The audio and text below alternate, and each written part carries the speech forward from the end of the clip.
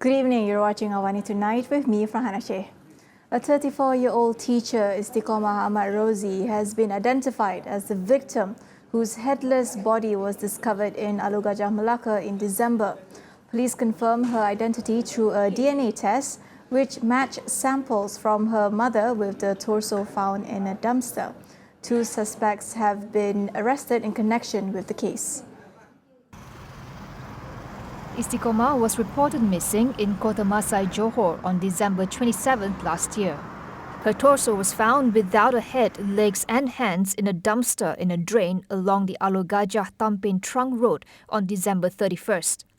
A joint investigation by the Criminal Investigation Departments of Melaka and Johor led to the arrest of a 36-year-old and a 37-year-old in Chermo, Perak.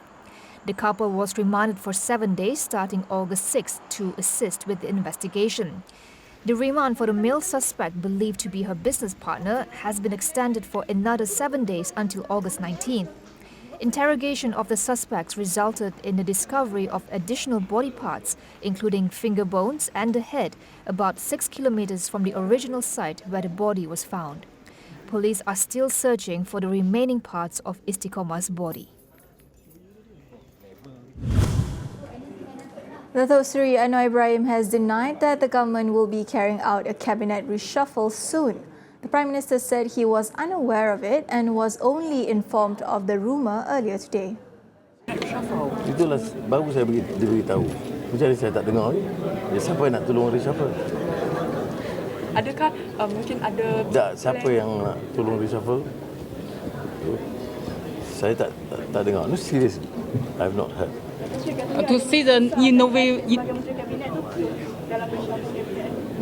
Boleh jadi lepas pilihan raya, insyaAllah. Earlier today, an online news portal quoted multiple sources in a story about the possibility of another cabinet reshuffle just under a year after the last.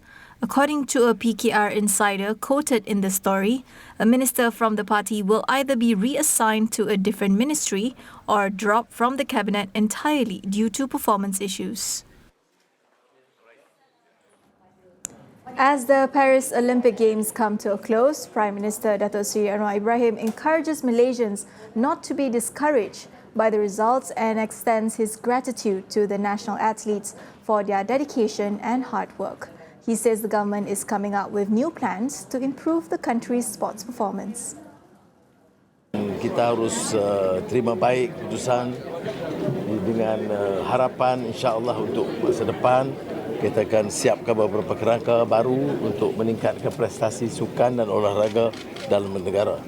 Jadi harus kita tumpu ke depan, tetapi sementara itu janganlah kita mengeluh kerana anak-anak dan olahragawan itu telah berusaha sedaya upaya mereka, pengorbanan yang lama, ada kadang dapat kesempatan mencatat kejayaan, ada yang kurang.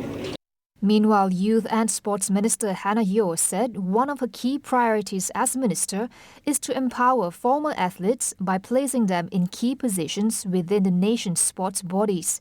She emphasized the invaluable contribution they can make in supporting current and future athletes, citing Datuk Nicole David's role as Deputy Chef de Mission at the Paris 2024 Olympics as an example. Malaysia secured 2 bronze medals at the Games, won by men's singles badminton player Lee Zijia and the men's doubles pair Aaron Chia and So Wee-Yik. More than 3,000 outdated laws must be reviewed to ensure they remain relevant. Law and Institutional Reform Minister Dato' Sri Azalina Othman Said says a list of these laws, some of which were drafted before independence, will be compiled for the Prime Minister's consideration and further action. Azalina cites existing laws for digital technology that may require amendments to address more relevant situations.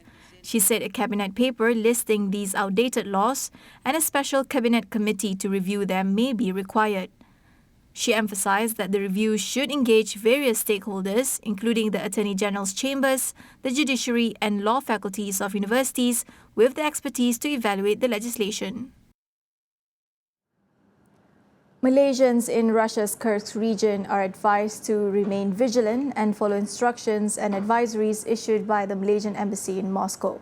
The Foreign Ministry said it was closely monitoring developments in the area following the recent escalation of intense fighting between Russian and Ukrainian forces. The ministry, in a statement on Monday, urged Malaysians who have yet to register with the mission to do so to receive timely information and assistance.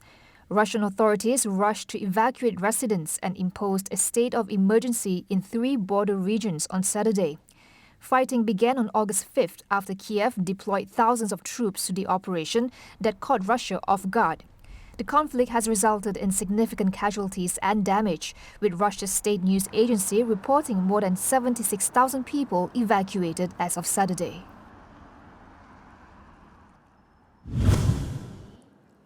The Malaysian Medical Association has called on the government to review the current maternity leave policy for civil servants who may get up to 38 fewer days than their counterparts in the private sector. President of MMA, Dr. Azizan Abdul Aziz, explains how the double standard can affect overall patient care and more.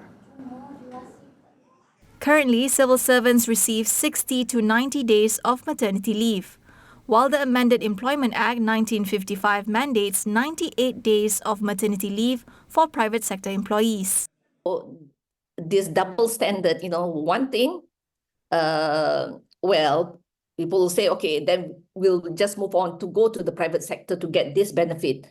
But my concern would be more on the adequacy of the maternity leave. We have to take care of the well-being of the doctors. For them to give their best, they have to be in the best state themselves, right? Or else it's going to affect patient care.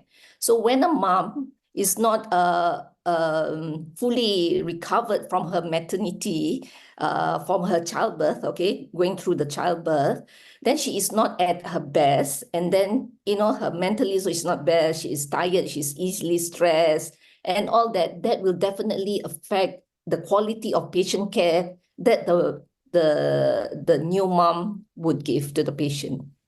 Dr. Azizan also highlights the need to improve the management of human resources within the healthcare system through digitalization. A digitalized active dashboard whereby, we already know, where you can put in for every facility how many healthcare workers, how many patients that goes there. So you sort of know where you need to send your workers. And if at any of these healthcare workers leave, we know in real time. The data is real time.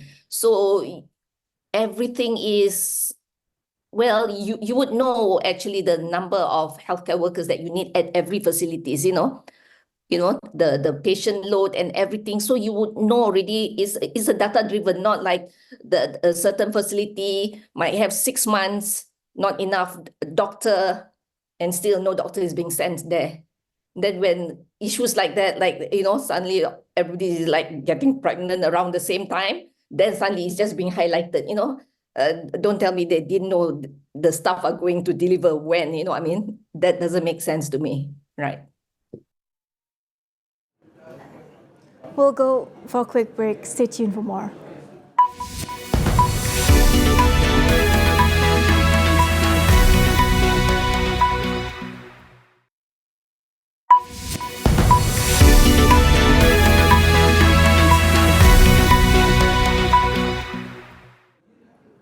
Welcome back. On to international news. The US has ordered its Navy warships to expedite their deployment to the Middle East as the region braces for potential attacks from Iran and its allies following the killing of senior Hamas and Hezbollah members.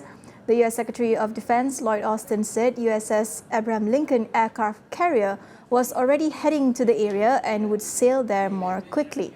He also announced the deployment of a guided missile submarine to the region.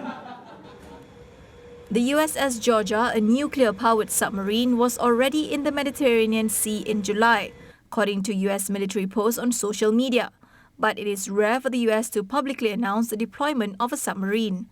The US military had already said it will deploy additional fighter aircraft and warships to the Middle East, as Washington seeks to reinforce Israeli defenses from possible attack by Iran. Iran has blamed Israel for the killing of Hamas leader Ismail Haniyeh in Tehran on July 31st. Israel, however, has not claimed responsibility. The killing of Haniyeh came in the same week that Fuad Shukr, the senior military commander of Hezbollah, was killed in an Israeli strike on Beirut, raising fears that the conflict in Gaza could escalate into a broader regional war. Meanwhile, the United Kingdom, France and Germany has called on Iran and its allies to refrain from attacks against Israel that would further escalate tensions. In a joint statement, the countries said that fighting in Gaza must end now, and all hostages still detained by Hamas must be released. French President Emmanuel Macron, German Chancellor Olaf Scholz, and British Prime Minister Keir Starmer emphasized that there must be no further delay in negotiating a ceasefire in Gaza. The statement came after one of the deadliest Israeli strikes on the Gaza Strip in more than 10 months of war.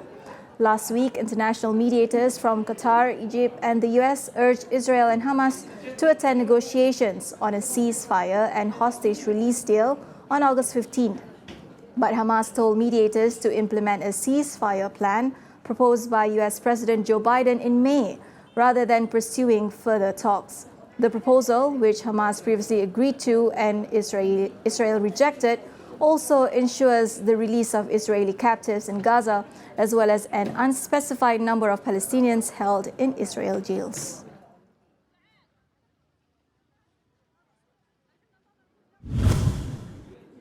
Over in Indonesia, President Joko Widodo held his first cabinet meeting in his planned new capital, Nusantara, today. The meeting seeks to reassure investors his $32 billion mega project remains on track, just before he steps down this October.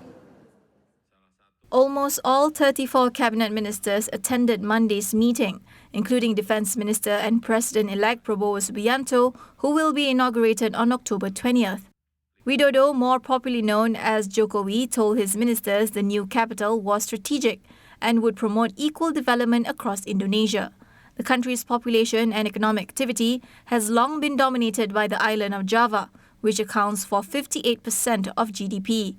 Years after announcing the flagship infrastructure project, Nusantara has faced multiple problems, including construction delays, a lack of foreign investment, and managerial and land issues. A rapidly spreading wildfire near the Greek capital of Athens has led authorities to urge residents to evacuate their homes. Although officials have not disclosed the exact size of the fire, Greek public broadcasters estimate it spans more than 30 kilometers.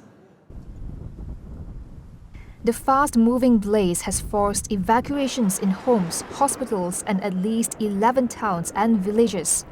Despite overnight efforts to control the fire, officials warned on Monday that it has developed rapidly and is advancing toward Penteli, approximately 16 kilometers northeast of Athens. While wildfires are common in Greece during the summer, climate scientists attribute the increased intensity and frequency of these blazes to unusually hot and dry weather linked to global warming. Greek authorities have battled dozens of wildfires already this summer, following the hottest June and July on record.